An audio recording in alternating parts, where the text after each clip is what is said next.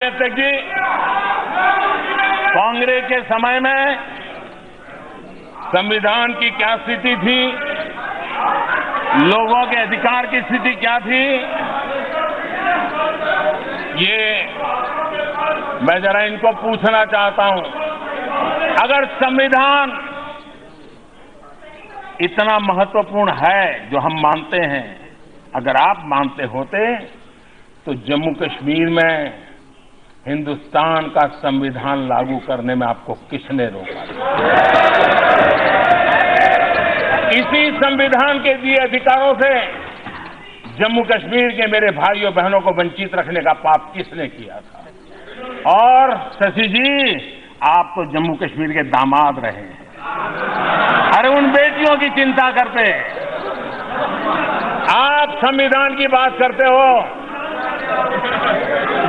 और इसलिए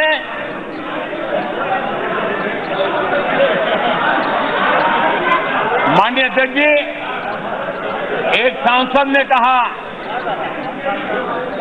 एक माननीय सांसद ने कहा कि जम्मू कश्मीर ने अपनी आइडेंटिटी खोई है। किसी ने कहा, किसी की नजर में तो जम्मू कश्मीर मतलब जमीन ही था।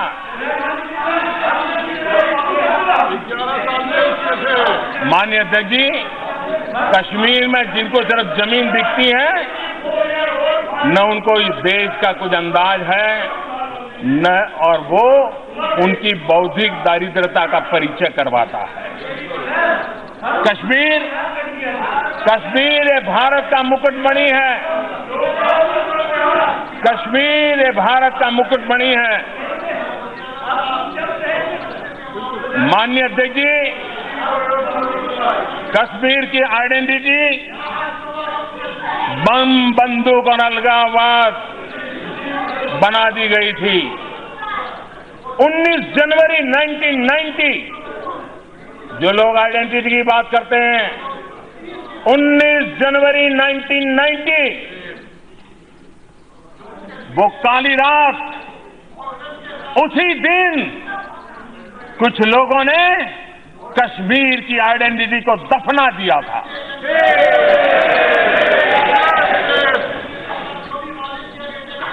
कश्मीर की आइडेंटिटी सूफी परंपरा है। कश्मीर की आइडेंटिटी सर्वपंथ संभाव की है। कश्मीर के प्रतिनिधि मां लालदेड़, नंद ऋषि, सैयद बुलबुल शाह, मीर सैयद अली हमदानी, ये कश्मीर की आइडेंटिटी है। माननीय अध्यक्ष जी, कुछ लोग कहते हैं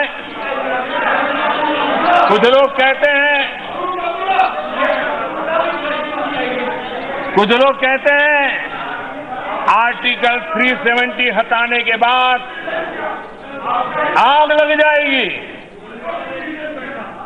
कैसे भविष्य वेदता है? आग लग जाएगी 370 हटाने के बाद। और आज जो लोग बोलते हैं, मैं उनको कहना चाहता हूं, कुछ लोग कहते हैं कुछ नेता जेल में है, डिकना है, फलाना है, वगैरह वगैरह। जरा मैं इस सदन, ये संविधान की रक्षा करने वाला सदन है, ये संविधान को समर्पित सदन है, ये संविधान का गौरव करने वाला सदन है, ये संविधान के प्रति दायित्व निभाने वाले सदस्यों से बना हुआ सदन है। तब जाकर के मैं सभी मान्य सदस्यों के आत्मा को छूने की आज कोशिश करना चाहता हूं, अगर है तो।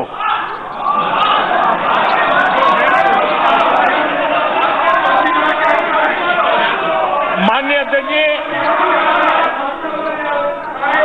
माननीय अध्यक्ष जी,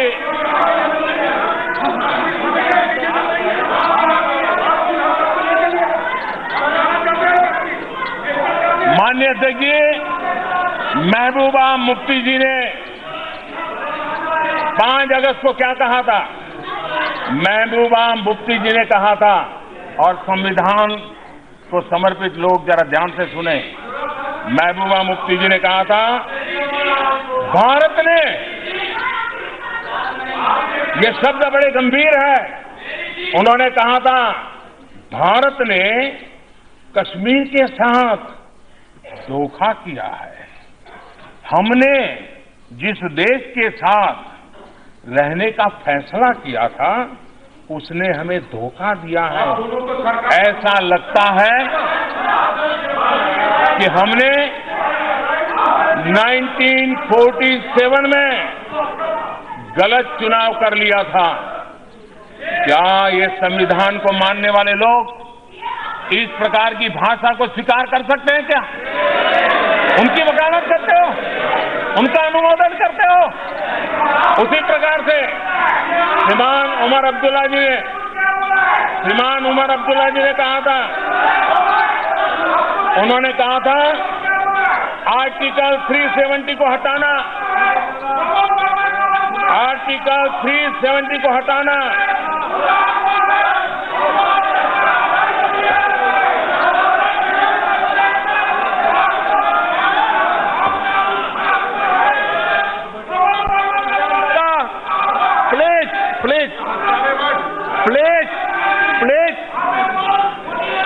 प्लीज माननीय अध्यक्ष जी,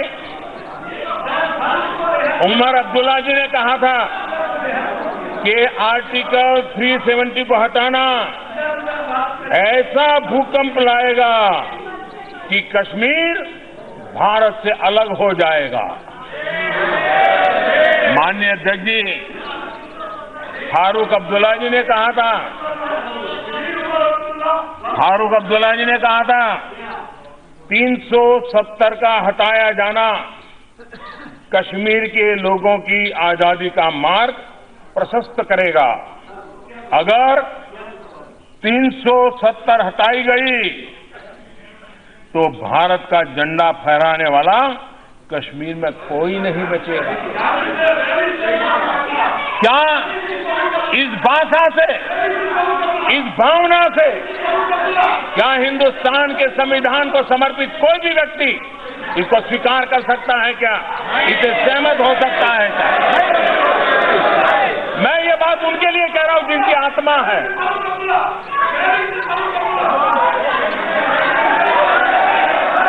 माननीय अध्यक्ष जी,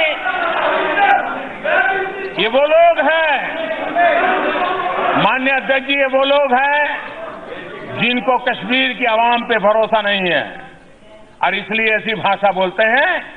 हम वो है जिनको कश्मीर की आवाम पे भरोसा है। हमने भरोसा किया, हमने कश्मीर की आवाम पे भरोसा किया और आर्टिकल 370 को हटाया और आज तेज गति से विकास भी कर रहे हैं।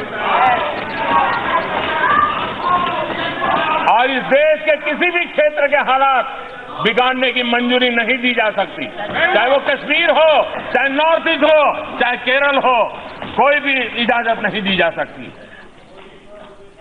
हमारे मंत्री भी पिछले दिनों लगातार जम्मू कश्मीर का दौरा कर रहे हैं, जनता के साथ संवाद कर रहे हैं, जनता के साथ संवाद करके वहां की समस्याओं का समाधान करने के लिए हम प्रयास कर रहे हैं। माननीय अध्यक्ष जी, मैं आज इस सदन से जम्मू कश्मीर के उज्जवल भविष्य के लिए, जम्मू कश्मीर के विकास के लिए, जम्मू कश्मीर के लोगों की आशा अपेक्षाओं को पूर्ण करने के लिए हम प्रतिबद्ध हैं। हम संविधान को समर्पित लोग सबके सब प्रतिबद्ध हैं। लेकिन साथ साथ मैं लद्दाख के विषय में भी कहना चाहूंगा। माननीय अध्यक्ष जी,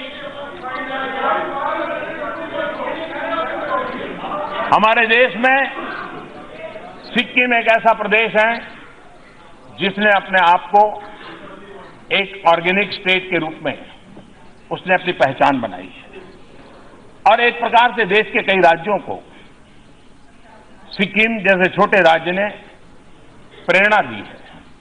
सिक्किम के किसान, सिक्किम के नागरिक उसके लिए अभिनंदन के अधिकारी। लद्दाख, मैं मानता हूं लद्दाख के विषय में मेरे मन में बहुत चित्र साफ है और इसलिए हम चाहते हैं कि लद्दाख जिस प्रकार से हमारे पड़ोस में भूटान की भूरी भूरी प्रशंसा होती है एनवायरमेंट को लेकर, कार्बन न्यूट्रल कंट्री के रूप में दुनिया में उसकी पहचान बनी है। हम देशवासी संकल्प करते हैं और हम संकल्प करना चाहिए कि हम लद्दाख को भी एक कार्बन न्यूट्रल इकाई के रूप में डेवलप करेंगे, देश के लिए एक पहचान बनाएंगे और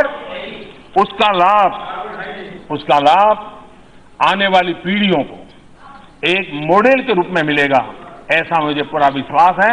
और मैं जब लद्दाख जाऊंगा, इनको उनके साथ रह करके मैं इसकी एक डिजाइन बनाने की दिशा में आगे बढ़ रहा हूं। माननीय अध्यक्ष जी, यहां पर